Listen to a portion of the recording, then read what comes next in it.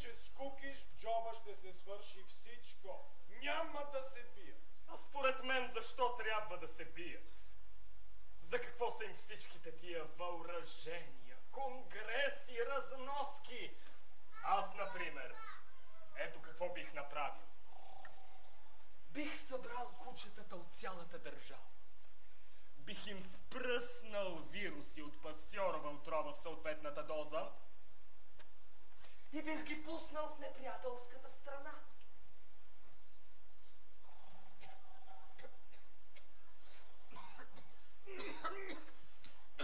Всичките ми врагове след месец ще са побеснели. Главицата му малка, а пък великите идеи в нея гъмжат като риби в океан. Виртуоз? Но какво правим ние, господа? Все това, онова. А за водката не обелваме зъб. Репетатур. На здраве. Селедката, майчица, е много хубаво месо. Не. Киселата краставичка е по-хубаво. Още от сътворението на света учените мислят и нищо по-умно не са измислили от киселата краставичка. Петруша, донеси още краставички и кажи на готвачката в кухнята да опържи 4 банички с лук, лютиви да бъдат. За водката върви също и хайвер. Само че как да се направи? Умно! Взема се дълъг хайвер, четвъртинка, 2 глави кромит лук, зелен, прованско масло. Всичко това се умесва и отгоре му лимонче. Разбирате ли? Да се изцели. Смърт! Само от аромата можеш да се побъркаш. След водката е най-хубаво да си хапнеш пържени кротушки. Само че трябва да се знае как да се приготви. Най-напред се почистват. После се овалват в счукани сухари. И след това се пържат, докато станат така сухи, че като ги гризнеш да хрупкат. Хруп. Вчера у Марфутка Бабакина ни сервираха много вкусен деликатес бели гъби. Има си хаз да не е бил вкусен. Само че някакси особено приготвени, разбирате ли, с лук, с дафинови листа, с разни други вкусоти, като отхлупиха тенджерата, като си стигнал оная пара, оная миризма, възторг просто. Хайде, господа, репетатур. На здраве! Я ми кажи, защо ти всеки ден се мъкнеш от тая Марфутка? Тоя Миша Боркин иска да ме жени за нея. Да те жени ли? Че ти на колко си години? На 62. Тък по възраст за женене, а пък Марфутка ти е лика-прилика. Тук работата не е в Марфутка, а в Марфуткините стерлинги. Уау, какво му се приискало? Марфуткините стерлинги? Ами, къси чай, не искаш ли? Ще видите вие, като се ожени човека и си нагуши гушката. Ще видите тогава какъв е гъшия чай, има да се облизвате. Щеш ли? Той го взема на сериозно. Той гений е уверен, че ще го послушам и ще се оженя. А как иначе? Вие вече не сте ли уверен? Кога съм бил уверен? Благодаря ви, много ви благодаря! Значи вие си играете с мене. То ще се женя, то няма да се оженя и дявола не може да ви разбере, пък аз вече съм дал честна дума. Значи няма да се оженя. Той го взема на сериозно. В такъв случай защо трябваше да се съблазнява честната жена? Ти се побъркала, че ще става графиня. Не спи, не яде. Нима се шегуват хората с такива неща, нима е честно това. А всъщност, защо пък да не си направя тая гносотия? Паш, ей така, напук. На, дръж старо куче, яш! Дълбок поклон на ескулапията. О, бедни докторе, спаси ме, до смърт боя се от смъртта. Николай Алексеевич още ли не е дошъл? Няма го. Аз самия вече го чакам цял час. Гълъбче, как е със здравето, Ана Петровна? Зле.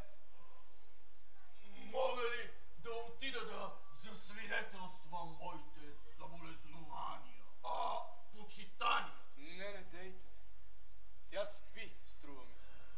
Симпатична, славна жена. На рождения ден на Сашенка, когато тя припадна у нас, погледнах лицето й и още тогава разбрах, че нея бедната няма да я бъде. Така и не разбрах от какво и стана толкова лошо. Притичах, гледам, тя лежи на земята, пребледняла. Около нея Николашо на колене, също бледен, Сашенка цялата в сълзи. След тая случка аз и Сашенка цяла неделя като отнесели хорехме. Аз сега, нали вие знаете, защото аз, когато, нали ликвите, аз едно такова много уважаем. Дайте ми на заем 240 рубли, утре трябва да платя ликвите по ипотеката. Нямам. Ще намери, никога не губя надежда. Кажете ми, почтени жрецо на науката, кой учен е открил, че при кръдните болести на дамите са полезни чести посещения на млад доктор? Това е велико откритие, велико. Към коя наука спада то? Към алопатията или към хомеопатията? Какъв унищожителен бог! Кой те дърпаше с езика? Защо го убили? Защото лъже. Туберкулоза. Няма надежда. Ще умре. Той лъже! Не мога да търпя такива неща. Защо мислиш, че лъже? Не мога да приема, че жив човек може току така изведнъж да умре утре. Да оставим този разговор. Графе, трябва да си вземете хапчета. Графе, не бива да се взимат хапчета. От тях няма ни полза, ни вреда. Дайте ги на мен.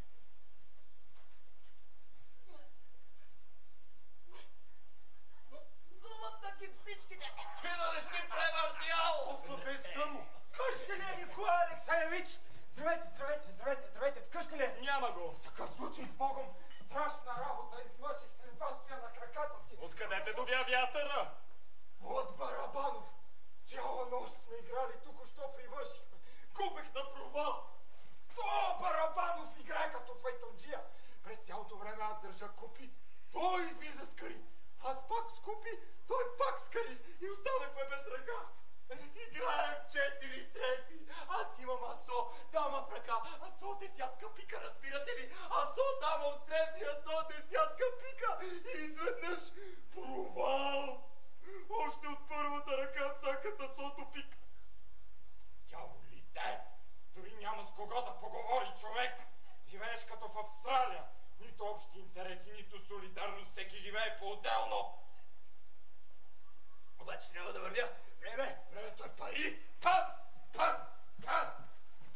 Ух, да опусташ да не изтърпушиме! Вие сте същата! Здравейте, ясни соколи, на здраве! Даже се разхубавила. И та парижка кройка.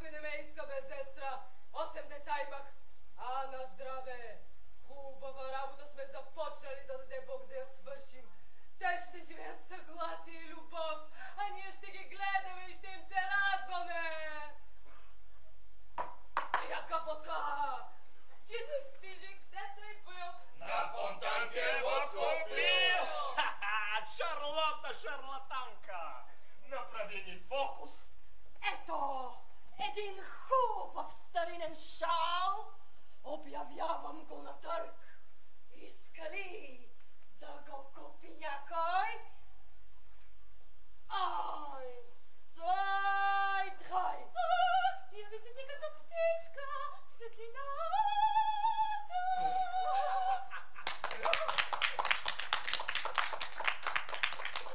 Сега пак! Ай, стой, драй! Аз съм развит човек. Чета разни забележителни книги. Така и не мога да схвана предназначението си към какво собствено трябва да се стремя. Да живея или напротив да се застрелям. Но така или иначе аз винаги нося револвер. Ето го. С други думи, без да засягам останалите дадености, бих могъл да кажа за себе си, между другото, че съдбата е безжалостна към мене, както бурята към малкия кораб. Ако допуснем, че греша, то тогава защо, например, тая сутрин се събуждам и виждам на гърдите си огромен паяк? Ето такъв. И като закъпак, посягам да пия на квас и там се натъквам на нещо в висша степен неприлично от сорта на хлебарка.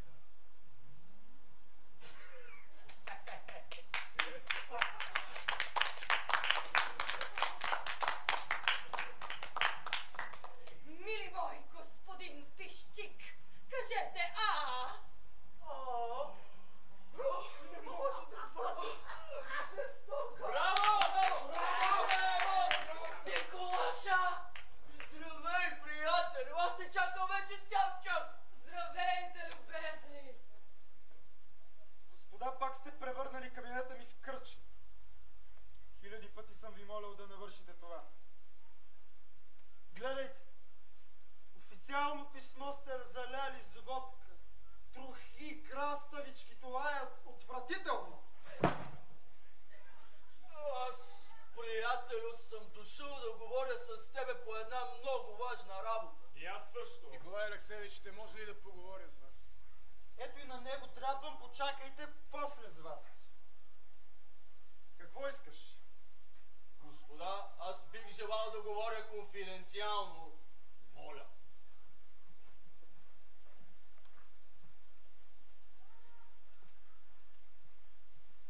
Паша ти самият можеш да пиеш колкото си искаш, това си е твоя болест, но моля ти се не впянчвай Вуйчо, той по-рано никога не пиеше.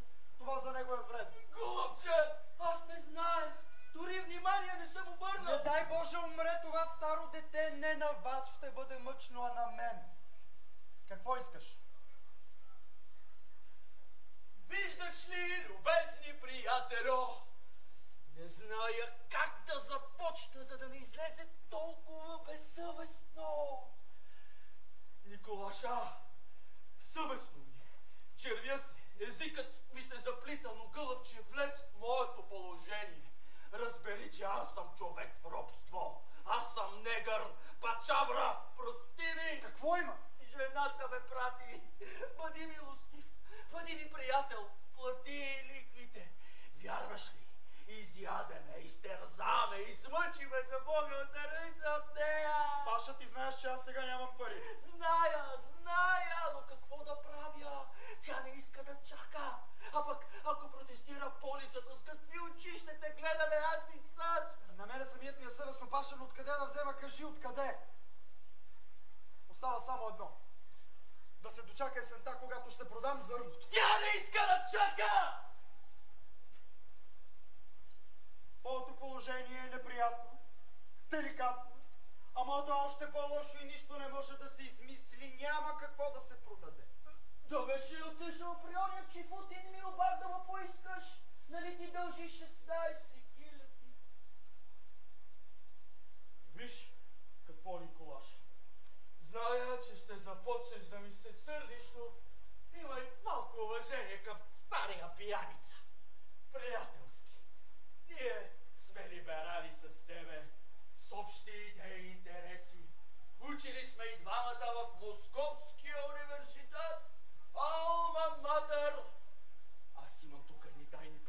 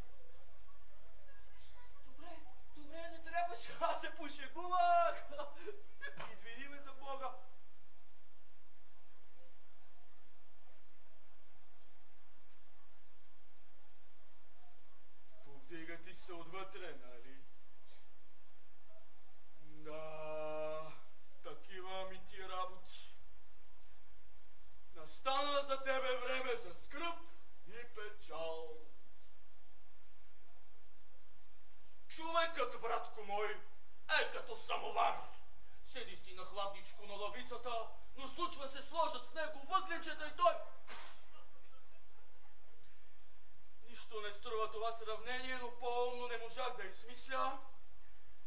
Нещастията закаляват душата. Аз не те съжалявам, Николаша. Ти ще се справиш всичко. Но обидно и досадно ми от горските приказки. Кажи ми, моля ти се, откъде се вземат тия клюки?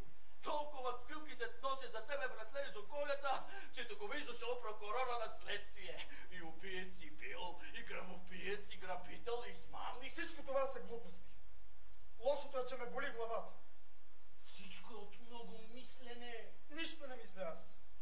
А пък ти, Николаша, я плюй на всичко, ела у дома. Сашенка те обича, разбира и цени. Тя е верен, искрен човек. Ни на мене, ни на майка си прилича. Гледаме понякога, брат, не вярвам, че аз, стария пияница, имам такова съкровище. Ела у нас, поговори с нея за умни неща и ще се разсееш. Тя е верен, честен човек. Паша, гълъбче, остави ме сам. Разбирам. С Богом. Аз трябва да отида на откриването на училището. Умна е. Вчера отворихме дума за клюките, а тя изтърси един афоризъм. Татенце вика: светулките светят нощем, само за да могат да ги видят по-лесно нощните птици и да ги изядат. А добрите хора съществуват, за да има какво да ядат клюката и клеветата. Как ти се вижда? Гени! Жорж Санд! Паша, какво става с мен? Аз самия да си призная, исках да те попитам за това, но се стеснявах. Не знам, братко. От една страна ми се струва, че са те надмогнали разни нещастия, но от друга страна ти не си такъв. Тебе нещастията не могат да те набият. Нещо друго е, Николаша, но какво е, не разбирам. И аз самият не разбирам. Струва ми се, или впрочем не.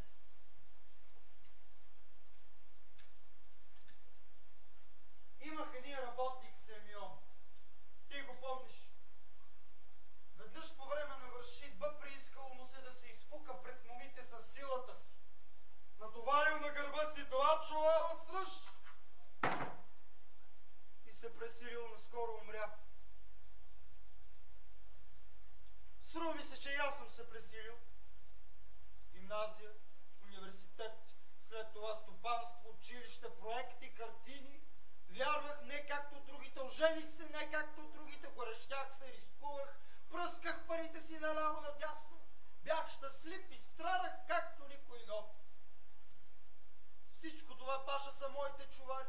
Натоварих на гърба си голям товар, но гръбнакът ми се прекърши. Когато сме на 20 години, всички сме герои, всичко започваме, всичко можем. А на 30 вече се уморяваме и ставаме негодни за нищо. С какво ще обясниш ти тази умора?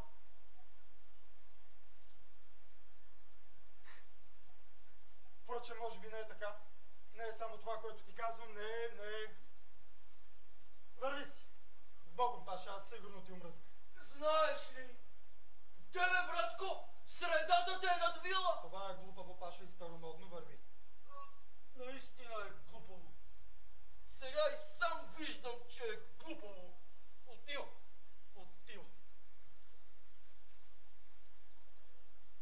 Лош, жалък, нищожен човек съм аз.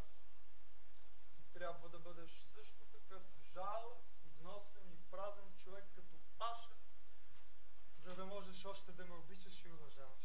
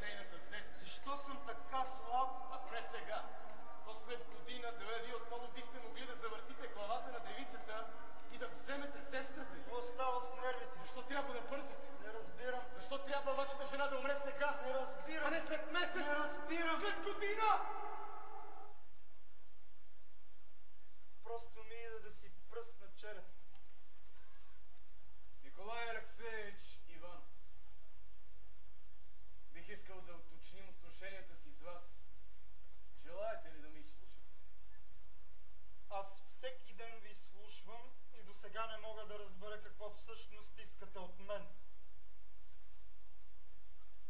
Мисля, че аз говоря ясно и определено и не би могъл да ме разбере само онзи, който няма сърце. Че жена ми е на умиране, знае. Че съм непоправимо виновен пред нея. Също зная, че вие сте честен и откровен човек и това зная. Какво още искате? Възмущавам се от човешката жестокост. Умира една жена.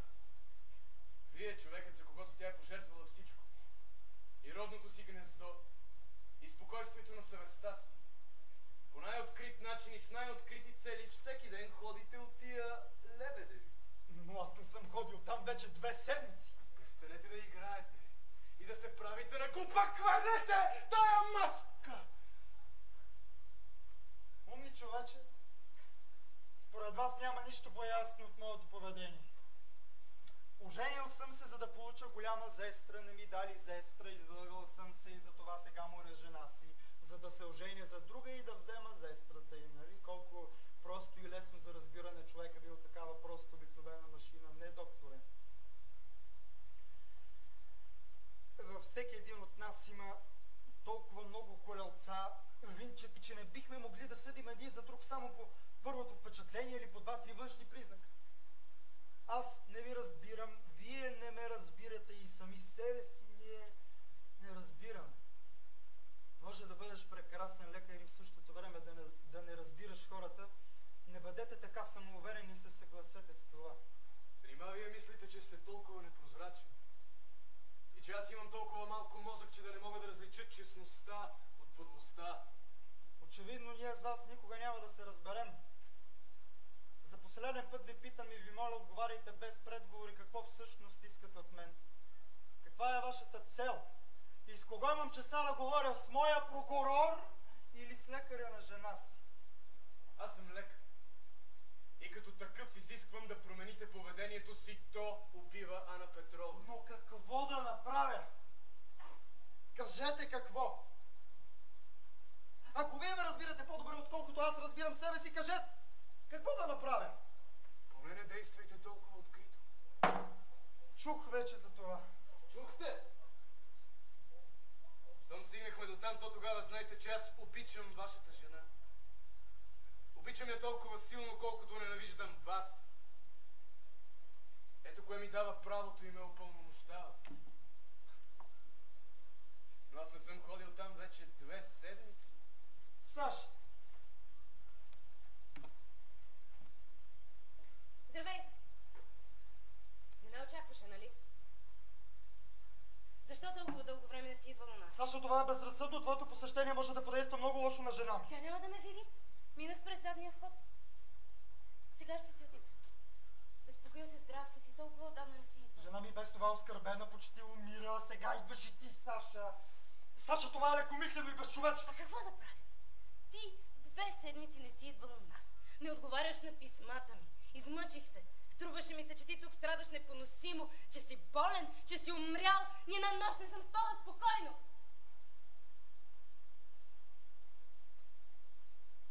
Сега ще си отида. Поне ми кажи, здрав ли си? Измъчих аз самия себе си, и хората ме мъчат безкрайно. Просто сили не ми достигат, а сега идваш и ти. Саша, колко съм виновен. Как обичаш да говориш страшни и пократителни думи. Колко съм виновен, колко съм виновен. Кажи най-сетне, за какво си виновен? Не зная, не зная. Виновен си, че си разлюбил жена си. Но нали човек не е господар на чувствата си, ти не си искал да я разлюбиш.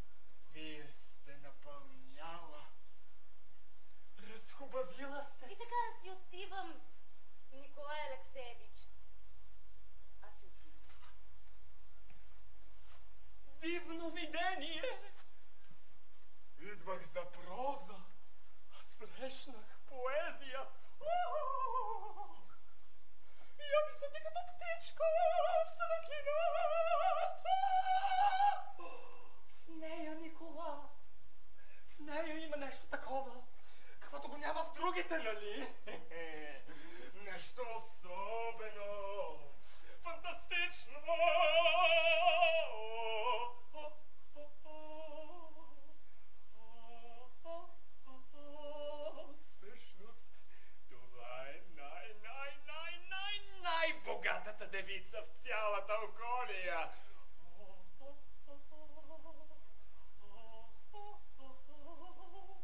Но майката е такава скрънза, че никой не иска да си има работа с нея. След смъртта й всичко ще остане на Сашенка, но преди това ще даде 10 000 и няколко парцала и на това отгоре ще иска да й се поклоните до земята. Да запалим Делос Махорос. Хубави са, могат да се пушат. Вън! Веднага! И кръка ви да не е стъпил вече в моя дом, вън веднага! Никола, какво означава това? Защо се сърдите? Защо ли? Откъде са тия пури? И вие си мислите, че аз не зная къде и защо водите стареца всеки ден? Вас какво ви засяга това? Негодник такъв. Вашите подли проекти, които разнасяте из цялата околия, ме представят пред хората като безчестен човек. Между нас няма нищо общо и аз ви моля веднага да напуснете моя дом. Аз знам, че вие говорите всичко това, защото сте изнервен. И за това не ви се сърди. Оскърбявайте ме колкото си искате. Но крайно време е вече да оставите меланхолията. Вие не сте гимназист. Ай, ще да забравя. Дайте ми 82 рубли. Какви 82 рубли? Какви? Нали утре ще дойдат работниците да си получат заплатите?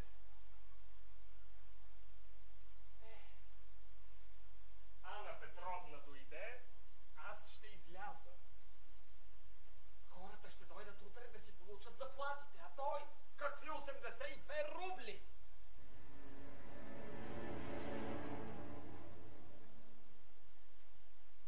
Защо тя беше тук преди малко?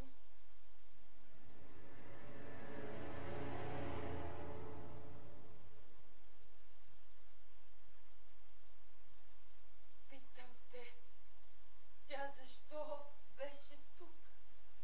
Не питай, Анюта. Аз съм много виновен. Измисли каквото щеш наказание, ще понеса всичко, но не ме питай. Нямам сили да отговоря. Защо беше тя тук?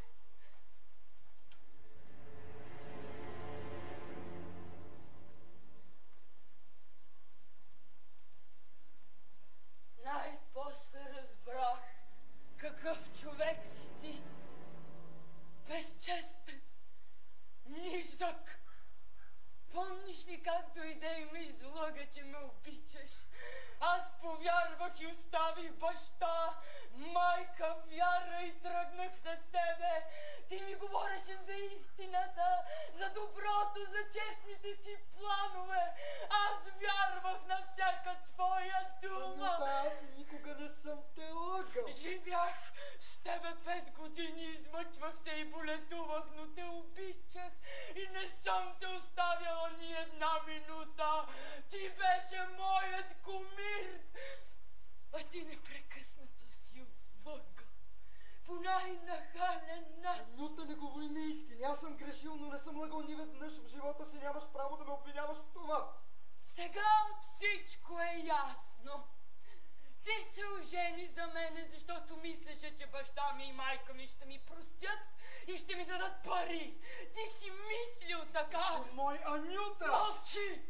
Като видя, че няма пари, ти започна нова игра сега. Аз всичко си спомням и разбирам.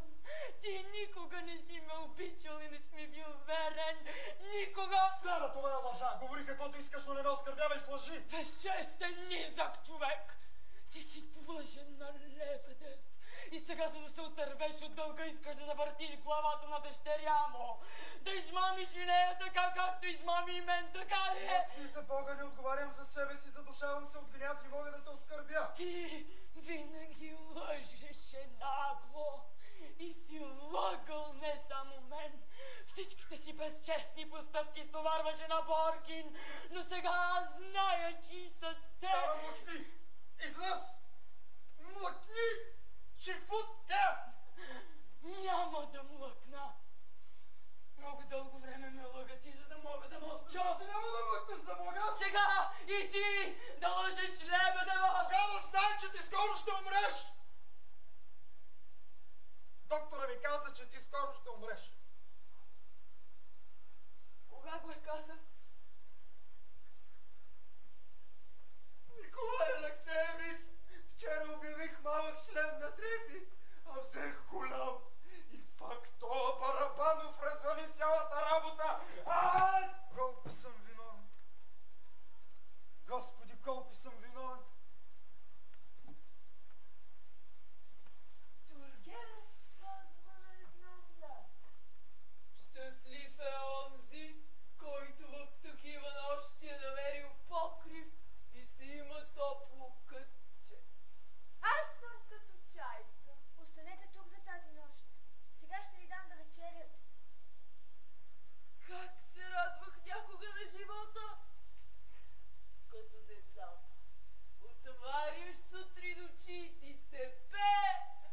Обичах театъра, мечтаех за слава. А сега?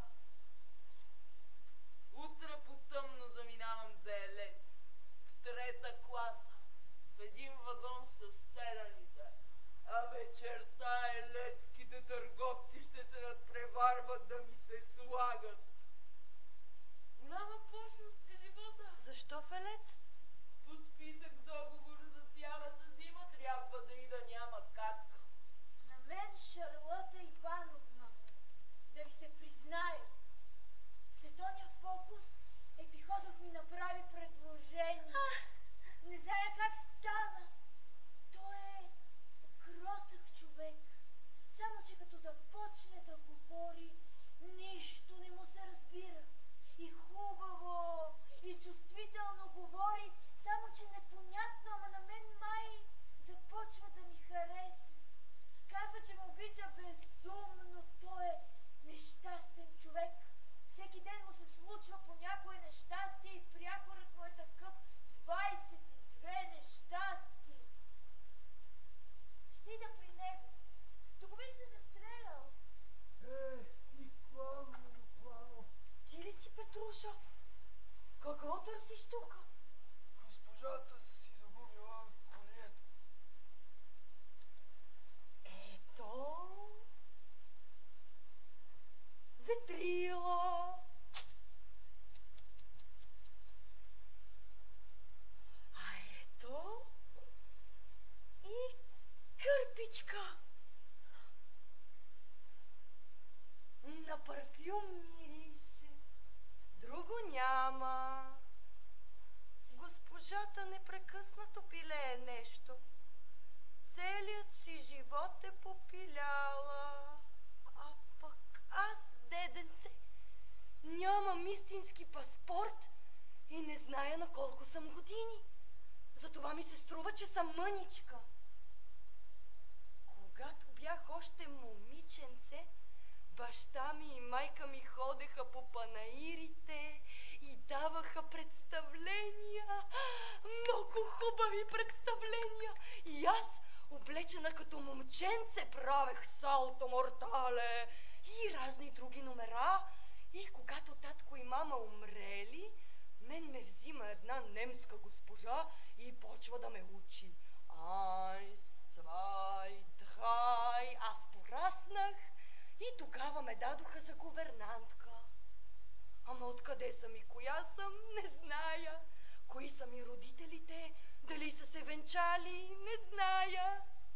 Нищичко не зная. Бях на 20 или 25 години и вървим с сина на дякона и то Кутвач Васили и не щеш ли на един камък седи човек. Някакъв чужденец, непознат. Аз нещо се стреснах и си отидох. А тия като съм си отишъл, взели да го убили. Пари имало много не. Ей, байта? Нататък, значи,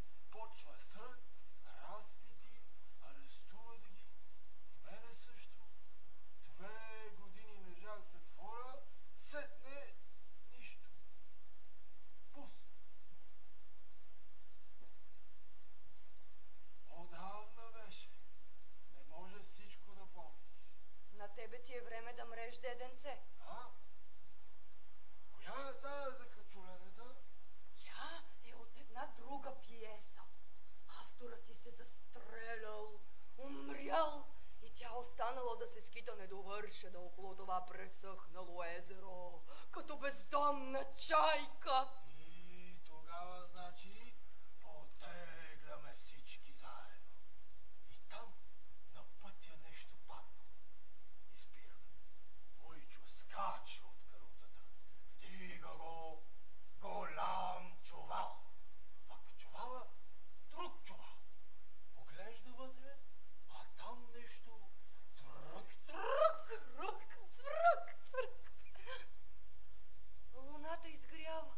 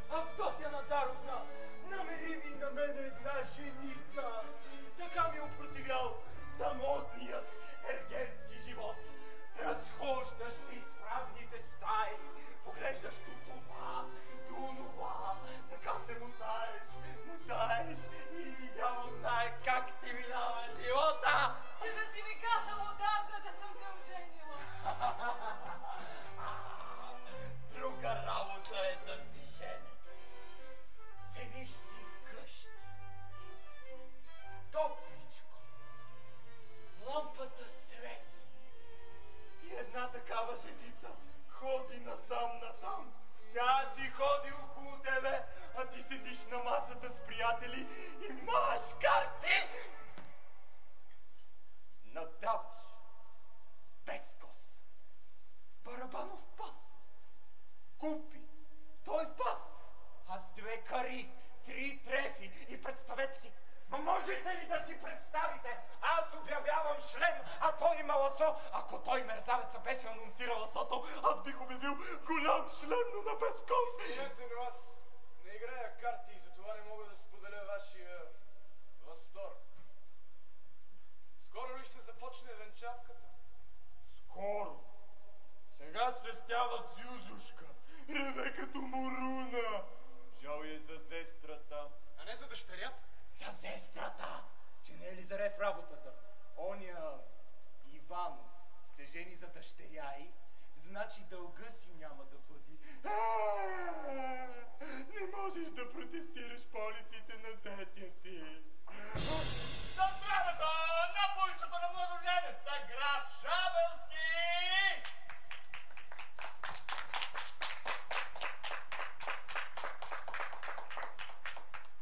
Слушайте, кажете ми искрено какво е вашето мнение за Иванов?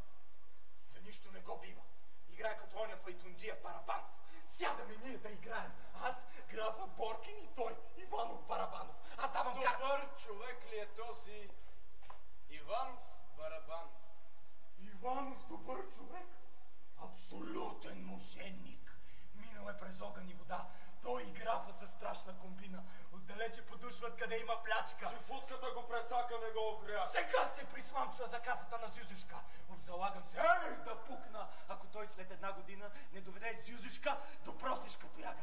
Той Зюзушка, а графа Бабакина ще пипнат паричките и ще си живеят живота. Докторе, защо сте така бледен днес? Дори лицето ви се е изменило. Нищо. Така вчера пих повече. За здравето на Сергей Афанасиевич и Мария Даниловна! Докторе, ако аз бях годеник сега, такива щях да ги навъртя. Точно по това време. Ей, сегичка, тъкмо когато болката се е нагиздила и трябва да тръгва за църквата, точно сега бих цъфнал тука и бих хванал Зюзушка за гушата. Давай 100 000 или венчавка няма да има. Давай! Ей, няма да даде! Ще даде! В църквата всичко е готово. Народа чака. Ще даде. Къде ще иде? А сега Иванов нищичко няма да получи. И 5000 няма да му даде. Ама като пукне всичко остава на него. Да, чакай ти да пукне.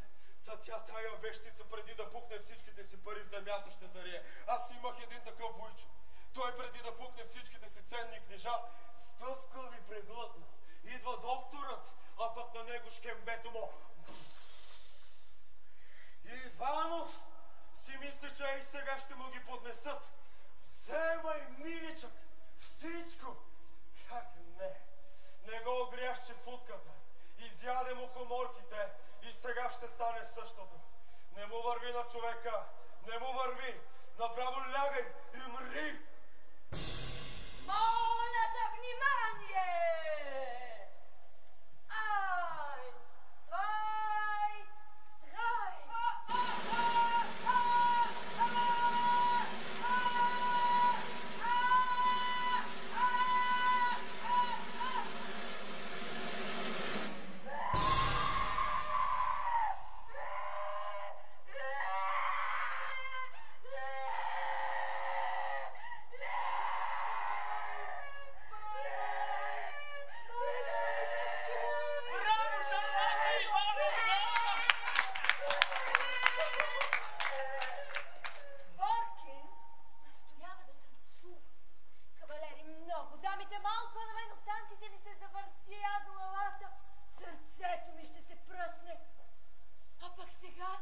Пощенският чиновник ми каза нещо такова, че ми секна дъха. И какво ти казал? Вие каза, сте същинско цветенце. Простотия. Същинско цветенце. Корнишонче. Аз съм една такава деликатна девица. Ужасно обичам нежните слова. Вие, Авдотия Фьодоровна, не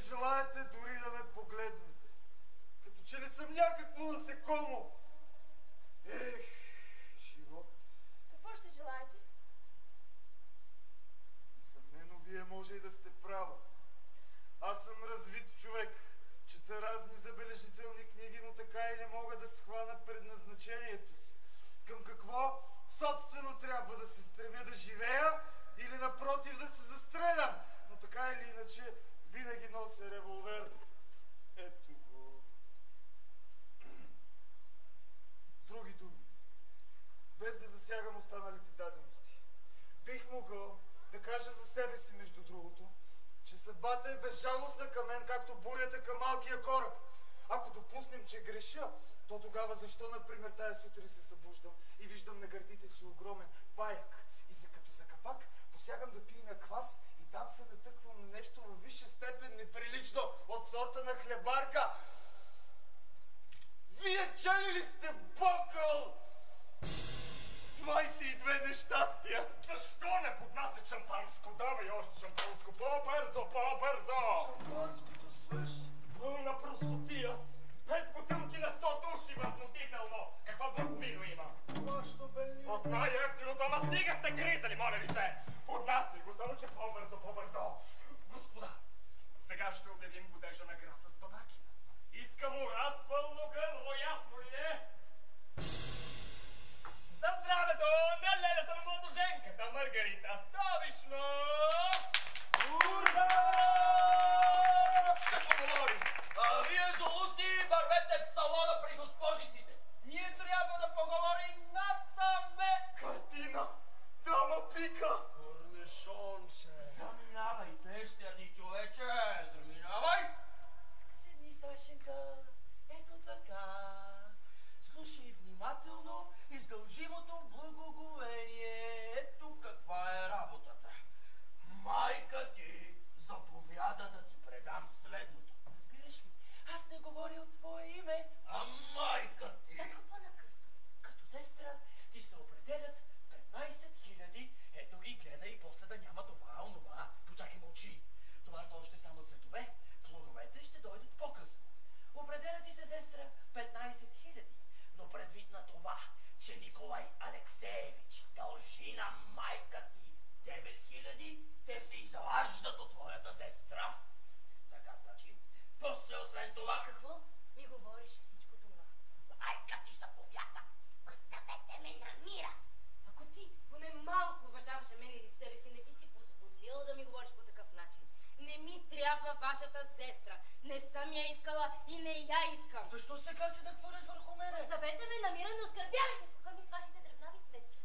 Всички вие ще ме докарате до там, че аз или ще се заколя, или ще заколя някого. Едната цял ден се надува да реве и все мармори, стърже, реже сметки, смята, пък тая умната, хуманната дяло да го вземе еманципираната. Тя пък не може да разбере родния си баща. Аз съм оскърбявал слуха й, но преди да дойда тука, там ме рязаха на късове, на мръвки.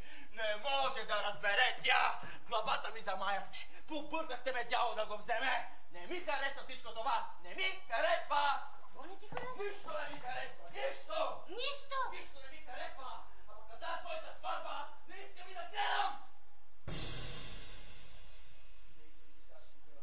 Може твоята сватба да е умна, честна, възвишена, с принципи, но нещо в нея не е както трябва.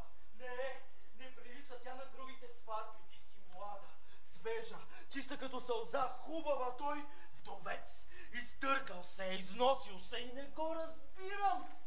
Прости ми, Сашенька, но не ми се вижда чиста тая работа. Твърде много говорят хората. Така някак си умря Сара и после той изведнъж и кой знае защо поиска да се ожени за тебе. Впрочем, аз съм баба. На баба се превърнах на стара пуста. Не ме слушай, никого не слушай, сам себе си слушай. Татко, самата аз чувствам, че нещо не е както трябва. Не. Да знаеш колко ми е тежко. Не поносим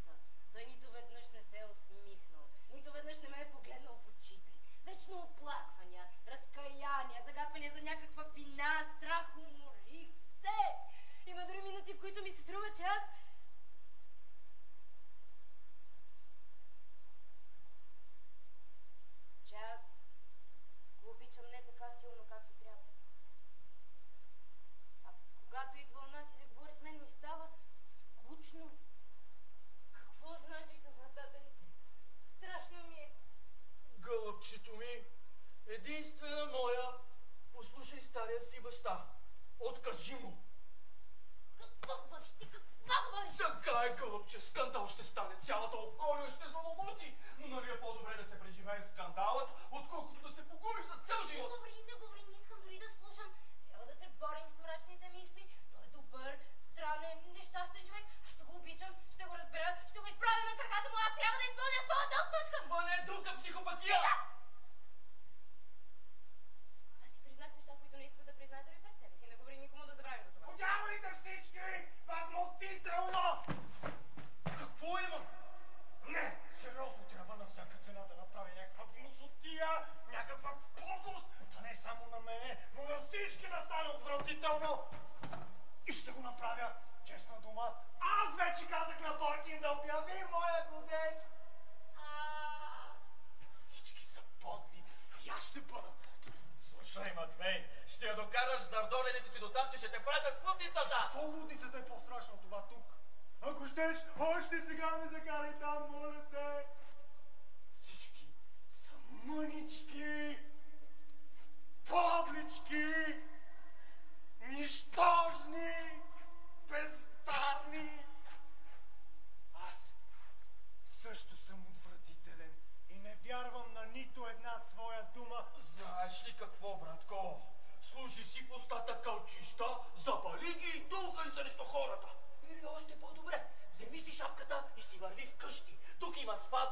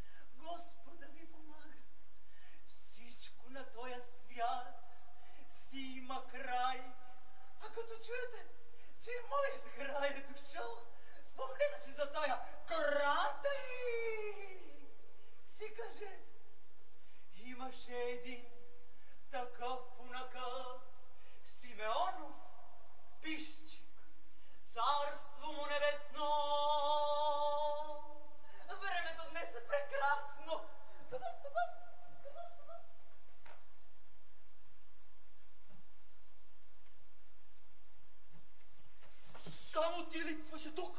Защо идваш? Извинете, господа, позволете ми да поговоря насаме с Саша. Не е редно да се ходи преди венчавката при невестата. Ти трябва да отидеш в църквата. Паша, моля те.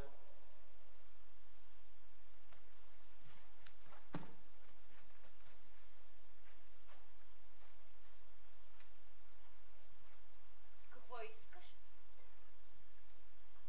Преди малко се обличах за венчавката, погледнах в огледалото и видях, че по стъклачета имам бели коси. Саша, не трябва, нека прекратим тая безсмислена комедия. Ти си млада, чиста, живота е пред тебе, а пък аз съм... Всичко това не е много. Чувала съм го вече хиляди пъти, ми е омръзнало. Отивай в църквата и не задържай хора. Не, аз ще си отида вкъщи, а ти обяви на вашите, че сватба няма да има, обясни им някак си. Време е да станем умни. Поиграха с ролята на Хамлет, ти на възвишена девица стига толкова. Какъв е то тон? Не искам да те слушам. Аз пък искам да говоря и ще говоря. Погледнах се в огледалото и в моята съвест, като че ли избухна бомба. Аз се подиграх със себе си, от срам едва не полудях. Меланхолия, благородна тъга, безпричинна скръп. Остава и стигове да пропиша. Не, благодаря. Слава Богу, в мене останала още малко гордост и съвест. Аз стичах насам сега, смеех се над себе си и ми се струваше, че ми се смеят и птиците и дърветата. Ти си полудял? Така ли мислиш? Не съм луд. Сега виждам нещата такива, каквито са. Ние се обичаме, но сватба не бива да има. Самият аз мога да безсмея, да се вкисвам, но нямам правото да погубвам други. С хеленчената си отрових живота на жена си. Откакто стана моя годеница, ти отвикна да се смееш и остаря с 5 години. Баща ти, за когото всичко в живота беше просто, благодарение на мен престана да разбира живота навсякъде, където го отиде. Аз нося със себе си скука, меланхолия, недоволство. Не ме прекъсвай. Аз съм рязък и свиреп, прости ми, озлобен съм и не мога да говоря по друг начин. Против волята си несъзнателно аз клеветя живота, роптая против съдбата и всеки, който ме чуе, се заразява от отвращение към живота и започва да ми прикласва. Чакай. Всичко, което казваш, излиза, че хленченето ти е умръзнало и е време за нов живот. И слава Богу! Какъв ти нов живот? Безвъзвратно съм загубен. Аз време да разберем това и двамата. Михаил, помисли се, какъв е този цинизъм. Не желая нито да говоря, нито да те слушам от тебе в църквата. Аз съм мъртъв! Не виждате това, Господи, ще чуя. Аз съм мъртъв! Мъртъв съм и няма нужда повече разговори. Могат да ми попречат. Слушай, ако ме обичаш, остави ме още сега, без да се бавиш, се откажи от мен по-скоро. Ако знаеш само как си ме уморил, как си измъчил душата ми. Аз мечтаях за тотална любов, но това е тотално мъчение. А когато станеш моя жена, ще стане още по-тежко. Откажи се, разбери. Ти си постави за цел на всяка цена да възродиш мен, човека, да ме спасиш. Ласкаеше се, че извършваш подвиг. Сега си готова да отстъпиш назад, но ти пречи лъжливо чувство, разбери. Странна, дива логика имаш ти. Как мога аз да се откажа от теб? Как ще се откажа? Ти нямаш дори майка, ни сестра, ни приятели. Ти си разорен. Разграбили се именията ти, от всякъде те клеветят. Тъпо постъпих, че дойдох тук. Трябваше да направя това, което бях намислил. Татко за Бога, той се втурна тук като бесен и ме мъчи. Иска да се откаже от него. Не желая да ме погубва. Кажи му, че не се нуждая от неговото великодушие. Аз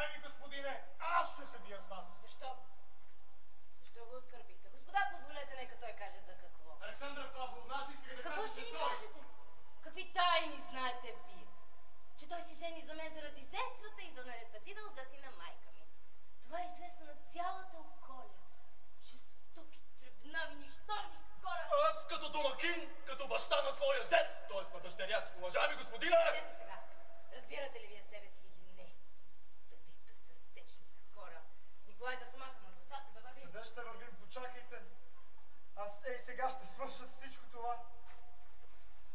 Събуди се най-сетне предишния Иван. Николай! Отстранете се! Николай! Оставете ме! Николай, спрете го! Николай!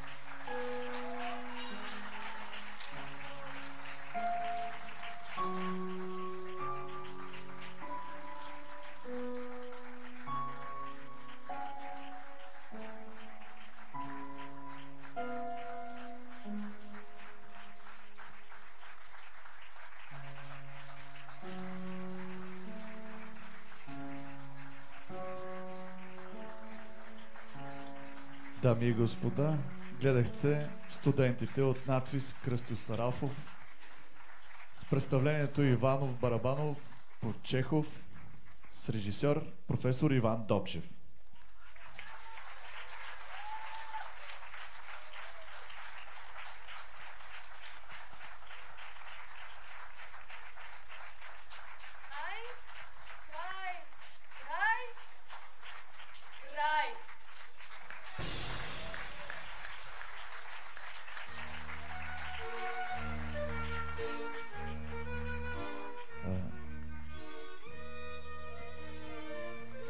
За нашите малки приятели, които са част от редовната ни публика, напомняме, че утре представлението на другия клас от надвис Кръстю Сарафов е с възрастово ограничение от 16 години.